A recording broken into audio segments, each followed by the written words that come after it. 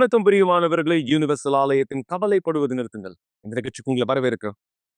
Abraham விசுவாசத்தினுடைய தகப்பன் என்று நம்ம எல்லோருக்குமே இதத்தில் தெரியும். ஆனா ஏன் அவர் விசுவாசத்தினுடைய தகப்பனாய் மாறினார்? அதனுடைய துவக்கம் என்னவாது இருந்தது உங்களுக்கு தெரியுமா? மிக நிச்சயம் நம்மை பலரை போலதான் ஆபிரகாம் பிரச்சனைகளை சந்திக்கிறவராய், கடினங்களை கடந்து போகிறவராய், பலவிதமான போராட்டங்கள் நிறைந்த ஒரு வாழ்க்கையை வாழ்ந்து கொண்டிருந்தார். இன்னும் அதிகமாய் சொல்ல போனால் ஒரு தேவையை அவர் நிறைவேற்றிக் கொள்ள உதவியானதை தேடுகிறவராய் இருந்தார். என ஆபிரகாமுக்கு பிள்ளை இல்லாதிருந்தது.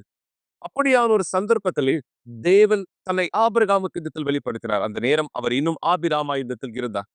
அவர் அப்படியாக இடத்துல வெளிப்படுத்தின பொழுதும் தேவன் முதல் முறையாய் ஆபிராம் இடத்துல பேசின பொழுது என்ன வார்த்தையானது இடத்துல பேசப்பட்டது, எப்படியானதா இடத்துல பேசப்பட்டது? இந்த வார்த்தையானது இடத்துல கவனிங்கள். ஆதியாகமம் 12ஆம் அதிகாரம் 1ஆம் வசனம் தொடங்கி, கர்த்தர் ஆபிராமை நோக்கி, நீ உன் தேசத்தையும் உன் இனத்தையும் உன் தகப்பனுடைய வீட்டையும் விட்டு புறப்பட்டு நான் உனக்கு காண்பிக்கும் தேசத்திற்கு போ. நான் உன்னை பெரிய ஜாதியாக்கி உன்னை ஆசீர்வதித்து உன் பேரை பெருமைப்படுத்துவேன். நீ ஆசீர்வாதமாய் இருப்பாய்.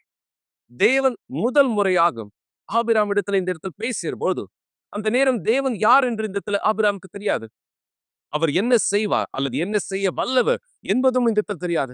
ஆனா உன்னுடைய தேசத்தை, உன்னுடைய தகப்பன் வீட்டை, உன் ஜனத்தை விட்டு நான் உனக்கு காண்பிக்க போகிற, கவனிங்க, எங்கு போகணும்னு கூட சொல்லல, காண்பிக்க போகிற இடத்தை நோக்கி புறப்படு என்று சொன்ன பொழுது ஆபிரகாம் தன்னுடைய செயலை செயல்படுத்தினார், புறப்பட்டார்.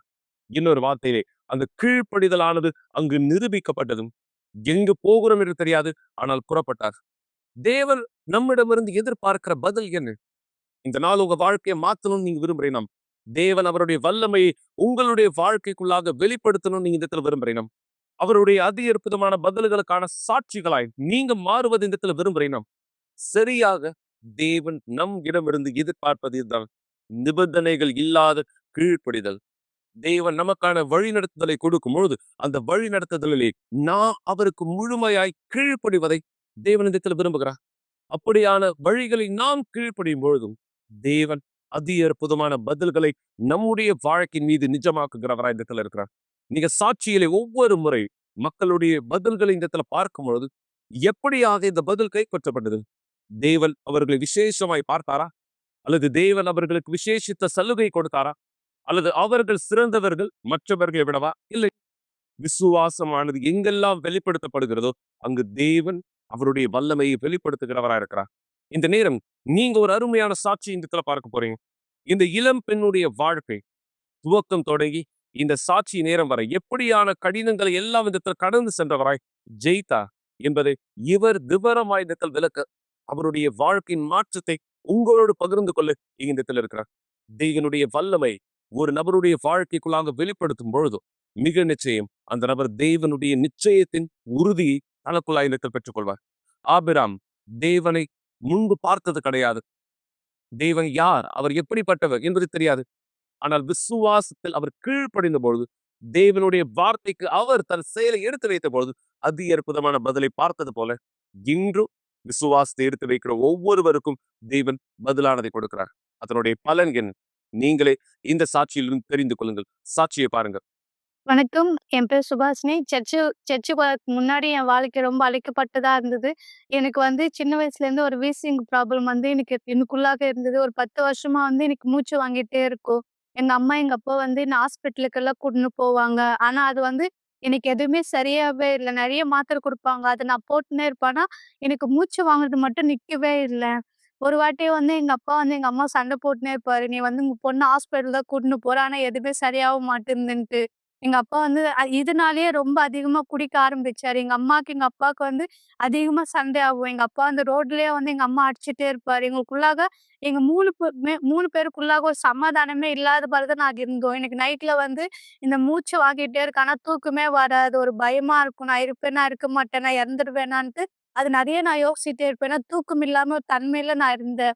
அதுக்கப்புறம் வந்து எங்க அப்பா வந்து இதனாலேயே ரொம்ப குடுப்பத்துல அடிமையாயிட்டாரு. ஒவ்வொரு நாளும் எங்க வீட்ல பிரச்சனை தான் இருக்கும் தவிர, நாங்க சரியாவே தூங்க மாட்டோம். எனக்கு இந்த வாழ்க்கை வேண்டான்ட்டு நாங்க ஃப்ரெண்டு வீட்டுக்கெல்லாம் நெறைய வாட்டி போவேன். என் ஃப்ரெண்டுக்கு வந்து ஃபோன் பண்ணுவாங்க. "நீ உங்க வீட்ல இருக்க வேண்டாம். நீங்க வந்துடுங்க. நாங்க பார்த்துப்போம்ன்னு" சொல்லுவாங்க. எங்க சொந்தக்கார வீட்டுக்கு நாங்க போயிட்டே இருப்போம். ஆனாலும் என் பிரச்சனை வந்து எங்கேயுமே மாறவே இல்ல. திருப்பியா எனக்குள்ளாக நிம்மதி இல்ல. நான் ஏன் இப்படி இருக்கிறேன்ட்டு எனக்குள்ளாக ஒரு தற்கொலை எண்ணம் தான் நான் அதிகமா நான் யோசிப்பேன். நான் இறந்துடலாம். என்னால வந்து எங்க ஃபேமிலியே கஷ்டப்படுறாங்க. நான் எதுக்கு இந்த இடத்துல இருக்கணுன்ட்டு நெறைய வாட்டி வந்து எனக்குள்ளாக தற்கொலை எண்ணம் தான் எனக்கு நெறைய கேட்கும். நான் இருக்கக்கூடாது. நான் இறந்துடணுன்ட்டு. ஒரு வாட்டி வந்து நான் என்ன பண்ணேன்னா, நான் வந்து மருந்தாந்து நான் குடிச்சா நான் எதுக்கு இருக்கணுன்ட்டு. எங்க ஃப்ரெண்டுங்களுக்கு தான் அந்த பிரச்சனை தெரியும். எங்க வீட்ல யாருக்குமே தெரியாது. நான் சாவ போறேன்ட்டு அந்த மருந்தாந்து நான் வந்து வீட்டுக்கு கடைக்கு போயிட்டு நான் வாங்கிட்டு வந்தேன். அது குடிக்கிறதுக்காக. அப்புறம் என் ஃப்ரெண்டுங்க வந்து பார்த்து என்ன திட்டுனாங்க, என்ன அடிச்சாங்க. "நீ எதுக்கு இது மாரிலாம் பண்றன்ட்டு." அப்ப நான் சொன்னேன், "என் வாழ்க்கையே இப்படி இருக்கு. நான் எதுக்கு இருக்கணுன்ட்டு." அதுக்கப்புறம் வந்து எங்க அம்மா வந்து எனக்கு ஃபோன் பண்ணாங்க. "இந்த மாரி எல்லாமே சரியாயிடும்மா. நீ எதுவுமே பண்ணிக்காதன்ட்டு" சொன்னாங்க.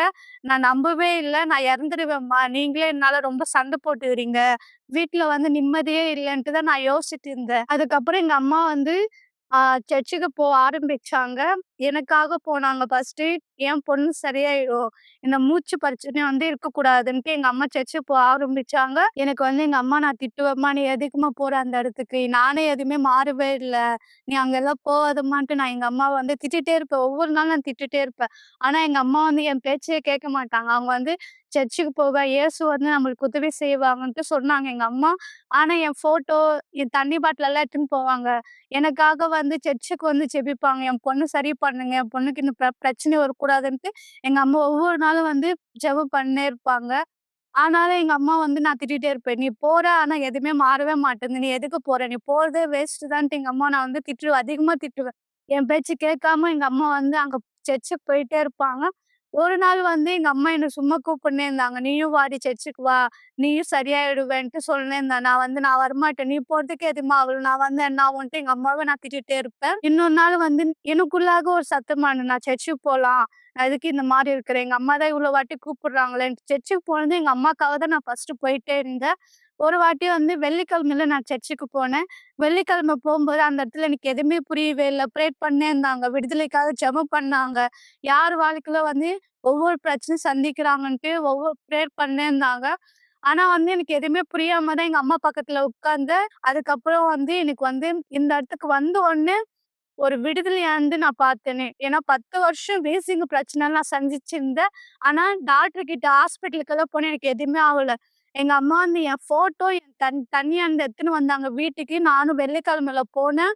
அப்புறம் தண்ணியும் குடிச்சிட்ட உடனே எனக்கு வந்து வீசிங் பிரச்சனையே இல்லாம இருந்தது. அதுக்கப்புறம் வந்து நான் விசுவாசத்துல அதிகமா ஸ்ட்ராங் ஆயிட்டே இருந்தேன். தேவன் வந்து எல்லாமே என்ன மாத்துவாருன்ட்டு நான் அது ஒரு விசுவாசமா நான் பார்த்தேன். எனக்குள்ளாக அது சமாதானமானது இருந்தது. எனக்குள்ளாக நிம்மதி இருந்தது. ஃபர்ஸ்ட்டு வந்து நான் நிம்மதி இல்லாம தான் நான் இருந்தேனே. வெள்ளிக்கிழமை ஒவ்வொரு நாளும் ஒரு செங்கல் பிரேயர்ன்னு நான் பண்ணேன். தேவனே எல்லாமே மாத்துனீங்க. எனக்குள்ளாக இந்த தற்கொலை எண்ணத்த நீங்க மாத்துவீங்கன்ட்டு, ஒவ்வொரு வெள்ளிக்கிழமை நான் என்ன பண்ணேன்னா ஜெபிச்சேன். தேவனே இத மாத்துங்க. நான் உங்க கூட விசுவாசம் இன்னும் அதிகமா போணுன்ட்டு, வெள்ளிக்கிழமை, ஞாயிற்றுக்கிழமை தொடர்ந்து ஆலயத்துக்கு போயிட்டு இருந்தேன். நானும் எங்க அம்மாவும். ஒரு வாட்டி வந்து ஆ பரிசுத்த ஆவிய பத்தி சொன்னாங்க.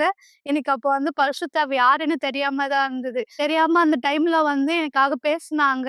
சர்ச்சுல பரிசுத்த ஆவி வந்து தேவோட ஆவின்ட்டு பேசினே இருந்தாங்க. அதுக்கப்புறம் இல்ல எனக்கு பரிசுத்த ஆவி வேணும். தேவன் வந்து எனக்கு தேவை அதிகமான்ட்டு நான் லட்சியத்துல இன்னும் அதிகமா முன்னோக்கியத்தோட போவோன்ட்டு நான் தீர்மானிச்சேன். ஒரு வாட்டி வந்து இல்ல எனக்கு பரிசுத்த ஆவி வேணுன்ட்டு நான் தியாகம் பண்ணேன்.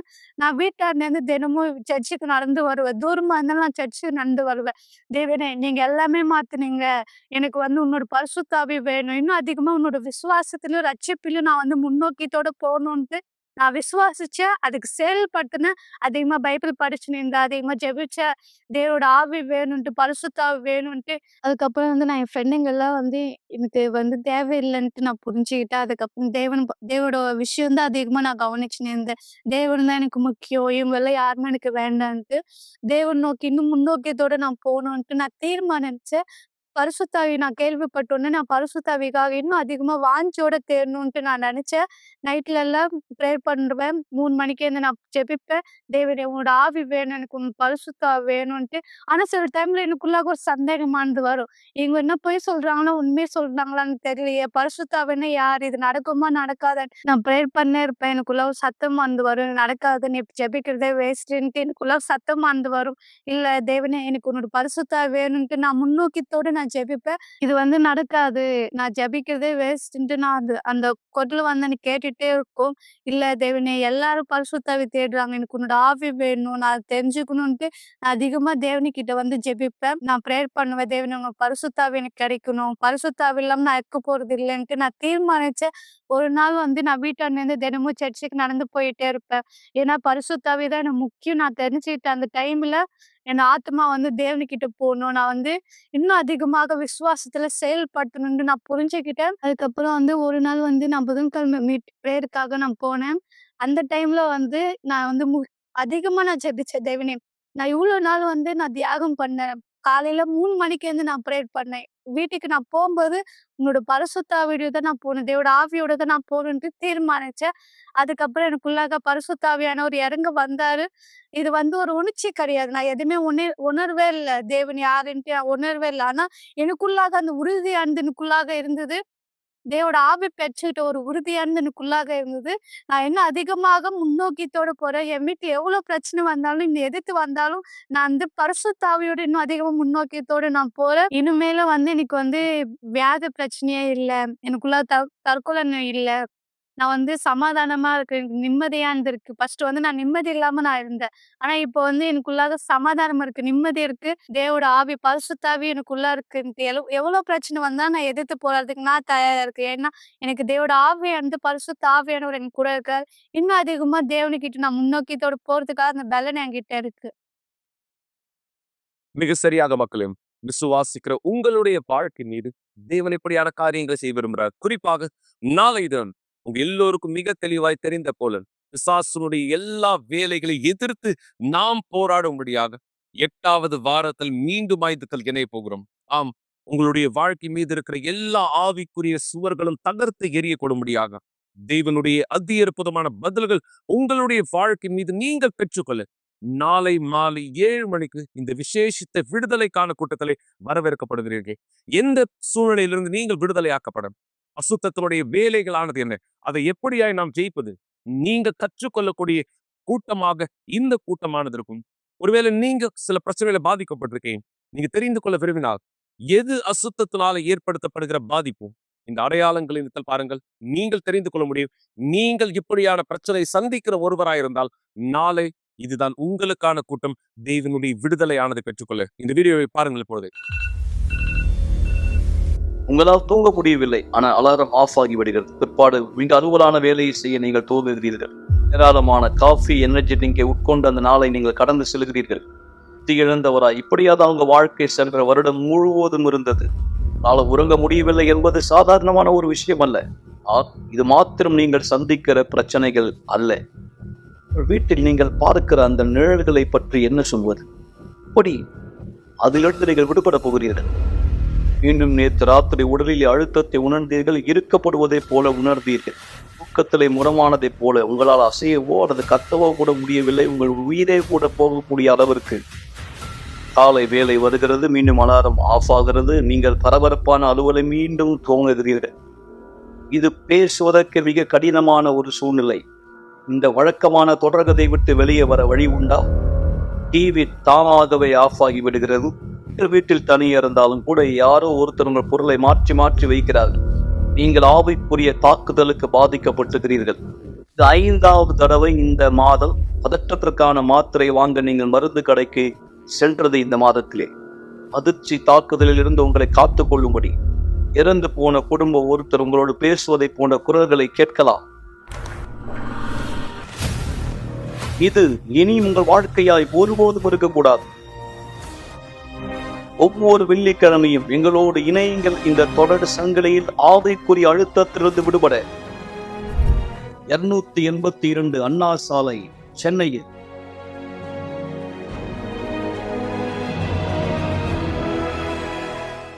எனவேதான் மக்களை நாளை மாலை 7 மணிக்கு தவற விடாதீர்கள். இந்த விடுதலைக்கான கூட்டத்திலே விசுவாசத்தின் ஆவியில் நாம் இணைந்தவராயிருப்போம். நீங்க ஒவ்வொரு சாட்சியிலும் இதில் பார்ப்பதைப் போல தேவனுடைய மாபெரும் விடுதலை மக்களுடைய வாழ்க்கையிலும் நிறைவேற்றப்பட்டதா இந்த இடத்துல இருக்கிறது. தேவன் உங்க வாழ்க்கை இந்த இடத்தில் விடுதலையாக்க விரும்புகிறார். அவருடைய சர்வ வல்லமையான கைகளினாலே உங்களுடைய வாழ்க்கையில் இருக்கிற எல்லா இருளை நீக்கி தேவன் தன்னுடைய வெளிச்சத்தினாலே நீங்கள் பிரகாசிக்கும்படியாக, ஆம், தேவன் அவருடைய வெளிச்சத்திலே உங்களுடைய வாழ்க்கை பிரகாசிக்க பண்ண இந்த இடத்தில் விரும்புகிறார். நீங்கள் அனுமதியானதை இந்த இடத்தில் கொடுத்தால் தேவனுக்கு அனுமதியானது கொடும். அவருடைய சர்வ வல்லமையான கரம் உங்களுடைய வாழ்க்கையில் இந்த இடத்தில் வேலை செய்யும்படியாக இங்கு நீங்க பார்க்க போகிற இன்னொரு சாட்சியிலே இந்த நபர் அனுமதி கொடுத்தது போல இவர் ஆலயத்திற்கு எப்படியாக ஒருவராய் வந்தார், பிரச்சனையை ஜெயிக்க தேவன் எப்படியாக வழி கொடுத்தார், எப்படி பிரச்சனை ஜெயிக்கப்பட்டது. ஆனா தேவனுடைய சத்தத்திற்கு கவனம் செலுத்தாத போது அந்த ஆசீர்வாதங்களை எப்படியாய் பிசாசு திருடினான். நீ மிக நிச்சயமாய் தேவன் யாருடைய வாழ்க்கையும் ஆசீர்வதித்து திரும்ப அந்த ஆசீர்வாதத்தை எடுப்பது கிடையாது. ஆனா அசுத்தமானவன் நீங்கள் பெறுகிற பதில்களை பறிக்கிறவனாய் அல்லது நீங்கள் இழந்து போகும்படியாக செயலை உருவாக்குகிறவனாய் இருக்கிறான். இந்த நபருடைய சாட்சி உங்களுக்கான விளக்கத்தை கொடுக்க முடியும். பல மக்கள் இன்று செய்கிற தவறானது, ஆனால் அந்த தவறை எப்படியாக சரி செய்து கொள்ள முடியும். இந்த சாட்சியிலே நீங்கள் பார்க்க போகிற இந்த நபர் சரி செய்தது போல இந்த சாட்சியை பாருங்க. பிற்பாடு உங்களுடைய குடும்பத்தாருக்கும் அழைப்பானதின் கொடுங்கள். ஒன்றிணையலாம். தேவனுடைய வல்லமை உங்கள் ஒவ்வொருத்தருடைய வாழ்க்கையில் வெளிப்படும்படியாக இந்த சாட்சி பிற்பாடு ஜெபத்திலே நாம் ஒன்றிணையலாம். பாருங்கள் மக்கள். இப்போது என் பேரு சுஜாதா. நான் லாய்ஸ் ரோல்ல இருந்து வரேன். நான் வந்து செய்வினைனால பாதிக்கப்பட்டிருந்தேன். அந்த பிரச்சனை, அந்த கஷ்டம் என்னால சொல்ல முடியாது. ஏன்னா, அந்த அளவுக்கு நான் பாதிக்கப்பட்டிருந்தேன். என் கணவர் கூட ஏன்னா அவருக்கு 6 மாசம் வேலை இல்ல. முழு குடும்பத்தையும் ஒரு இருட்டுல தள்ளுன மாதிரி இருந்தது. என் பசங்களுக்கு நாங்க படிப்ப பார்க்கணும், என் உடம்ப பார்க்கணும். ஏன்னா இது எனக்கு செய்வினைன்னு ஃபர்ஸ்ட் தெரியல. ஏதோ ஒரு பிரச்சனை எங்களுக்கு தொடர்ந்துகிட்டு இருக்கு அப்படின்னு சொல்லிட்டு நாங்க நெனச்சோம். நார்மலாவே நாங்க ஹாஸ்பிட்டலுக்கெல்லாம் போகும்போது, ஒண்ணுமே இல்லன்னு சொல்லும்போது, நாங்க நெனச்சோம் ஒண்ணுமே இல்ல. ஏன் இந்த மாரி வேர்த்து கொட்டுது?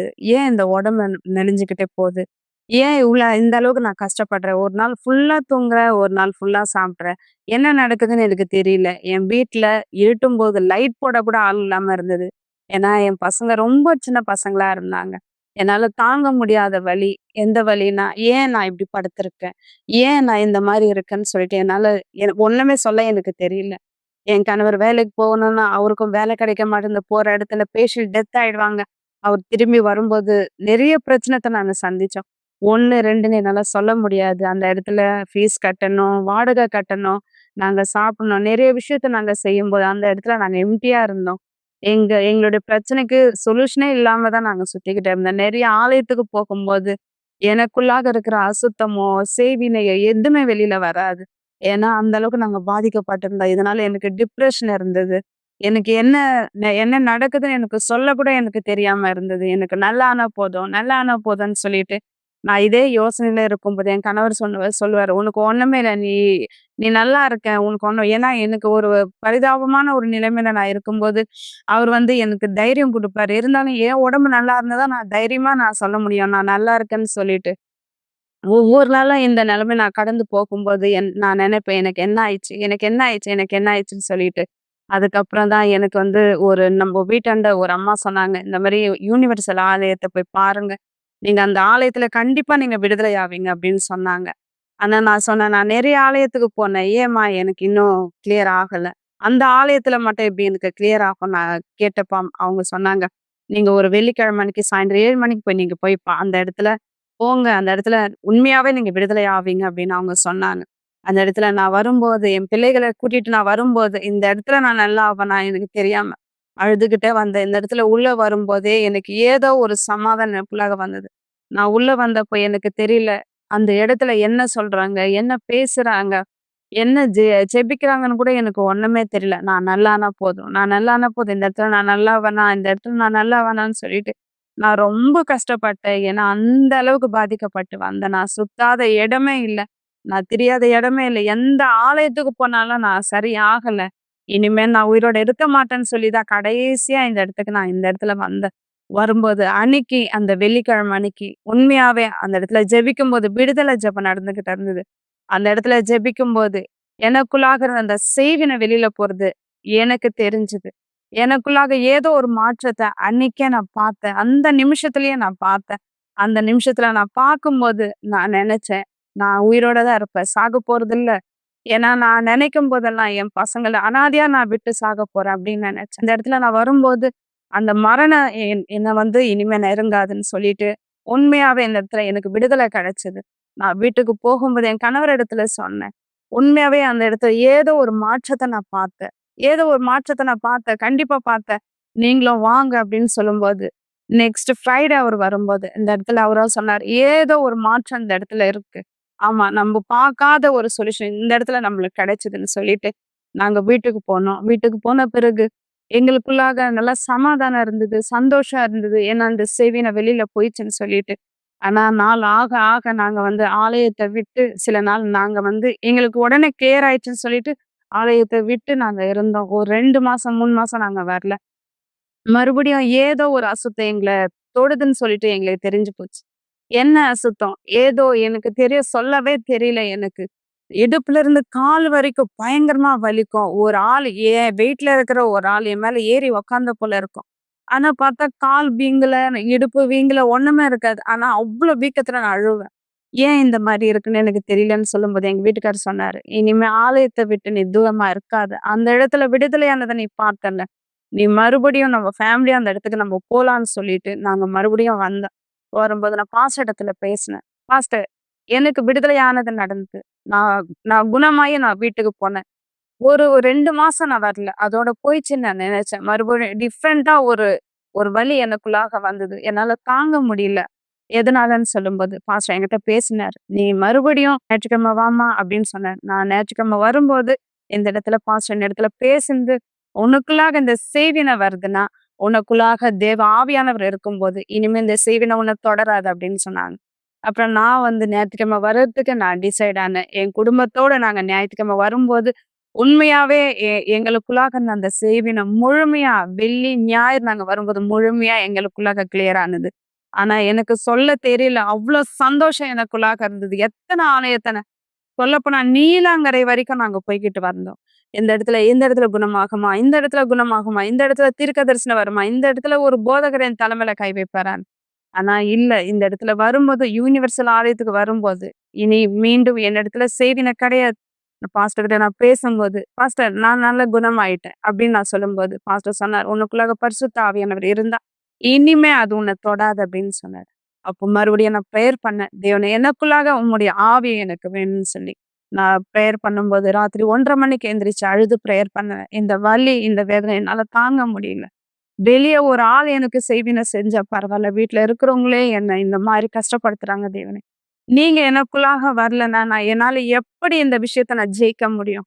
என் பசங்க சின்ன பசங்களா இருக்காங்க. நாங்க எப்படி ஒரு சந்தோஷமான வாழ்க்கை வாழ முடியும்னு சொல்லிட்டு, அந்த இடத்துல கண்ணீரோட நான் ஜெபிச்சேன். கண்ணீரோட நான் ஜெபிக்கும்போது எனக்குள்ளாக தேவ ஆவியானவர் வந்தார். அவர் வரும்போது ஒரு சமாதானத்த, ஒரு சந்தோஷத்த நான் பார்த்தேன். அது எந்த அளவுக்குன்னா, என் வாழ்க்கையில அந்த மாரி சந்தோஷத்த நான் எப்பவுமே பார்த்தது கிடையாது. அப்பேற்பட்ட ஒரு சந்தோஷத்த நான் பார்த்தேன். தேவ ஆவியானவர் எனக்குள்ளாக வரும்போது, இந்த உலகத்தையே நான் ஜெயித்த அளவுக்கு ஒரு சந்தோஷம் எனக்குள்ளாக வந்தது. அத விவரிக்க கூட என்னால முடியல. அவ்ளோ சந்தோஷம். என் குடும்பத்துல நான் ஒரு மாற்றத்த பார்த்தேன். எனக்குள்ளாக ஆவியானவர் வரும்போது, இனிமே அந்த இருள் இல்ல, அந்த செய்வினை இல்ல, அந்த பலவீனம் இல்ல.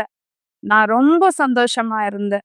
அந்த நேரத்துல என் குடும்பம் முழுவதும் தேவனுடைய ஆலயத்துக்கு வந்துகிட்டு இருக்கும்போது, பரிசுத்த ஆவியானவர் எனக்குள்ளாக இருக்கும்போது, என் பொண்ணுக்கு ஒரு 17 வயசு இருக்கும். அந்த 17 வயசு பொண்ணுக்கு ரோட்ல ஆக்சிடென்ட் நடந்தது.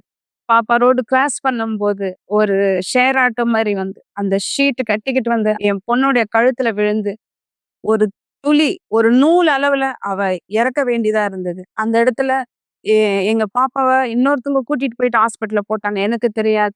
நான் அந்த இடத்துல வீட்ல இருந்த ஒருத்தவங்க வந்து எனக்கு சொன்னாங்க, "உங்க பாப்பாக்கு ஆக்சிடென்ட் ஆயிடுச்சுன்னு" சொன்னதும் என் பையன் ஓடி பார்த்தப்போ, அவன் ரொம்ப அழுதுட்டான். ஃபுல்லா பிளட்டு, ஃபுல்லா சுடிதார் ஃபுல்லாவே பிளட்டா இருந்தது. என் வீட்டுக்கு என் பையன் வந்து, "அம்மா வாம்மா, பாப்பாவ ஹாஸ்பிட்டல்ல சேர்த்துருக்காங்க. வா வான்னு" சொல்லும்போது, நான் "என்ன ஆயிடுச்சு?" அப்படின்னு கேட்டேன். அவனுக்கு சொல்ல வரல. ஏன்னா ஃபர்ஸ்ட் டைம் எங்க வீட்லயே அந்த மாரி ஆக்சிடென்ட் ஆன ஒரு விஷயம். அந்த இடத்துல என் என் பையன் சொல்லும்போது நான் கேட்டேன், "அவ உயிரோட இருக்காளா? அவ உயிரோட இருக்காளா?" அது மட்டும் சொல்லுனா, அவனுக்கு அது கூட வாய் வரல. நான் போகும்போது, வண்டியில ஏறி நான் போகும்போது, தேவனிடத்துல ஒரே ஒரு விஷயத்த கேட்டேன். தேவனே, நீங்க எனக்கு அநியாயத்தை செய்ய மாட்டீங்க. நீங்க எனக்கு ஒருபோதும் அநியாயத்தை செய்ய மாட்டீங்க. எனக்கு துரோகத்த செய்ய மாட்டீங்க. நான் நம்புறேன் என் பொண்ணு உயிரோடு இருக்குன்னு சொல்லிட்டு. அப்படின்னு சொல்லி நான் உள்ள போகும்போது என் பொண்ண நான் அப்படியே எட்டி பார்த்துக்கிட்டு போனேன். என் பொண்ணு இருக்காளா? அப்படின்னு சொல்லிட்டு. நான் போகும்போது என் பொண்ணு நர்ஸ் கூட பேசிட்டு இருந்தா. ஆண்டி எனக்கு வலிக்குது அப்படின்னு சொல்லிட்டு. பார்த்தா கன்னத்துல ஃபுல்லா இந்த இடத்துல இருந்து அப்படியே ஃபுல்லாவே கட் ஆயிருந்தது. எனக்கு என்ன சொல்லணும்னு தெரியல. இந்த இடத்துல இந்த இடமும் அப்படியே ஓப்பன் ஆயிருந்தது. 17 வயசு ஒரு பாப்பா. நான் என்ன பண்ண முடியும்? உடனே நான் வந்து அழல. என் பாப்பா கிட்ட போயிட்டு நான் பார்த்துதான், "நீ உயிரோட இருக்கிறியா?" எனக்கு அது போதும். நான் என் பாப்பா கிட்ட சொன்ன ஒரே வார்த்தை என்ன தெரியுமா? "அம்மா, நீ இன்னும் தேவன் இடத்துல கிட்ட வரலன்னா, ஒருவேள இது ஒரு சமயமா இருக்கும். ஒருவேள தேவன் இந்த வாய்ப்ப குடுத்திருக்காரு. நூலிழவுல நீ இறக்க வேண்டியது உன்னை காப்பாத்தி இருக்காருன்னா, நீ தேவன்கிட்ட இன்னும் கிட்ட வாம்மா" அப்படின்னு நான் சொன்னேன். அந்த இடத்துல நான் அழல. என் பையன் தான் அழுதுகிட்டு இருந்தான். நான் அழாம அவள அப்படியே பார்த்துட்டு நான் சொன்னேன், "நீ உயிரோட இருக்கிற எனக்கு அது போதும்னு" சொல்லிட்டு, அந்த பாப்பா உடனே தூக்கிட்டு ஒரு பெரிய ஹாஸ்பிட்டலுக்கு கூட்டிட்டு போனேன். உடனே அந்த இடத்துல "பணத்த கட்டுங்க. பிளாஸ்டிக் சர்ஜரி பண்றேன்" அப்படின்னாங்க. நாங்க உடனே பணத்த கட்டுனோம். ஆனா அந்த இடத்துல டாக்டர் வந்து நாங்க அந்த ஃபோட்டோ அனுப்புனப்போ, "இது சின்ன காயம்னு" சொன்னாரு. ஆனா அது சின்ன காயம் கிடையாது. டாக்டர் கிட்ட வந்து பார்த்தப்ப சொன்னாரு, "அது ஸ்ட்ரைட்டா அது வந்து கட் ஆகலம்மா. இது ஒரு ஷேப்பாவே கட் ஆயிருக்கு. அங்கங்க துளி துளியா கட் ஆயிருக்கு. இது என்னால செய்ய முடியாது. மூக்கு சைடா வரும், வாய் சைடா வரும். உங்களால இந்த பாப்பாவ இதே ஃபேஸ் மறுபடியும் பார்க்க முடியாது" அப்படின்னாங்க. அதுக்கு அந்த இடத்துல நான் உட்கார்ந்து தேவன் இடத்துல நான் பிரேயர் பண்ணேன். என்னன்னா, "தேவனே, நீங்க சொன்னீங்க, என்னுடைய ராஜ்யத்தையும், என்னுடைய நீதியும் நீங்க தேடுங்க. மத்த எல்லாமே நான் உங்களுக்கு குடுப்பேன்னு சொன்னீங்களே. நான் இந்த இடத்துல உங்க ராஜ்யத்தையும், உங்க நீதியும் எனக்குள்ளாக இருக்கிறீங்க. என் பொண்ணுக்கு இந்த இடத்துல நியாயத்த நடக்கணும். நீதிய செய்யுங்க" அப்படின்னு நான் கேட்டேன். உண்மையாவே நான் கேட்டது அந்த இடத்துல என்ன தெரியுமா? "தேவனே, உம்முடைய தூதர்கள இந்த இடத்துல இறக்குங்க." ஒரு ஸ்கின் ஸ்பெஷலிஸ்ட் சொன்னாரு, என்னால முடியாதுன்னு. ஆனா உங்களால எல்லாமே முடியும். உங்களால ஆகாதது ஒண்ணுமே இல்ல அப்படின்னு நான் சொல்லி, தேவனிடத்துல அந்த இடத்துல நான் பிரேயர் பண்ணேன். ஆப்பரேஷன் தியேட்டர் கூட்டிட்டு போனாங்க. அந்த இடத்துல நான் உட்கார்ந்து பிரேயர் பண்ணேன். தேவனே, இந்த இடத்துல எனக்கு நீதி செய்யுங்க. என் பொண்ணு பேச வச்சு நான் நெறைய இடத்துல நான் வந்து சாட்சியா நான் பேசணும். அப்படின்னு நான் சொல்லி தேவன்கிட்ட கேட்டேன். அந்த இடத்துல என் பாப்பா வரும்போது, அந்த டாக்டர் சொன்னது, "20 நிமிஷத்துல நான் கூட்டிட்டு வரேன்" அப்படின்னு சொன்னாங்க. தையல் தான் எல்லாத்தையும் இழுத்து வச்சு முகத்த தையல் போடணும் அப்படின்னாங்க. ஆனா அந்த இடத்துல நான் தையல பார்க்கல. 1 1/2 மணி நேரத்துக்கு அப்புறம் 8 பேர் அந்த இடத்துல சர்ஜரி பண்ணியிருக்காங்க. என் பாப்பா வெளியில வரும்போது நான் பார்த்தேன். மூக்கு இருக்கிற விதமாவே இருக்கு. வாய் இருக்கிற விதமாவே இருக்கு. எனக்கு அந்த என் பாப்பாவ பார்த்த உடனே என் குடும்பத்தார்கிட்ட நான் சொன்னேன், "நீங்க எல்லாருமே போய் சாப்பிடுங்க. என் பொண்ணு நல்லா இருக்கா" அப்படின்னு. ஏன்னா என் குடும்பத்துல எல்லாருமே அந்த இடத்துல அழுதுகிட்டு இருந்தாங்க. நான் சொன்னேன், "என் பொண்ணு நல்லா இருக்கு. நீங்க போங்க. நீங்க போய் சாப்பிடுங்க. நான் ரொம்ப சந்தோஷமா இருக்கேன். என் தேவன் எனக்கு அநியாயத்த பண்ணல" அப்படின்னு சொல்லிட்டு. நான் அவர்கிட்ட சொல்லும்போது, என் கணவர்கிட்ட நான் சொன்னேன், "என் தேவன் நீதி செய்றார். என் பாப்பாவ நீ பாரு" அப்படின்னு நான் சொன்னேன். என் பாப்பாவ பார்த்துட்டு அவளுக்கு சொன்னேன், "இனிமே தேவன் கிட்ட வா. தூரம் போகாத. ஏன்னா நாங்க கிட்ட வரும்போது அவருடைய ஆவியானவர் எங்களுக்குள்ளாக வரும்போது நாங்க எவ்வளவு சந்தோஷமா இருக்கோம்.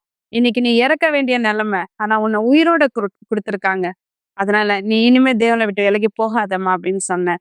ஆனா இன்னைக்கு என் பொண்ணு இந்த இடத்துல யுனிவர்சல் ஆலயத்துல ஒரு ஊழியக்காரியா இருக்கா. என் பையன் ஊழியம் செய்றான். நானும் ஊழியம் செய்றேன். என் முழு குடும்பமே சந்தோஷமா இருக்கு. இந்த இடத்துல எவ்வளவு சந்தோஷம்னு என்னால சொல்ல முடியாது. நாங்க அநேக பேருக்கு நாங்க ஹெல்ப் பண்றோம். ஏன்னா எங்க சாட்சி ஒரு சிறிய சாட்சி கிடையாது. ஏன்னா வெளியில நிறைய பேர் செய்வின பிரச்சனையில கஷ்டப்படுறாங்க. எவ்வளவோ அவங்க கட்டுல விழுந்திருக்காங்க. அவங்களுக்கு சொல்ல தெரியல என்ன ஆகுதுன்னு என்ன மாதிரியே. ஆனா இன்னைக்கு அவங்களுக்கு போய் ஜெபிக்கிறதுக்கும், ஆலயத்துக்கு கூட்டிட்டு வந்து அவங்கள விடுதலை ஆக்குறதுக்கும் தேவன் எங்களை பயன்படுத்துற தேவனுக்கு மகிமை.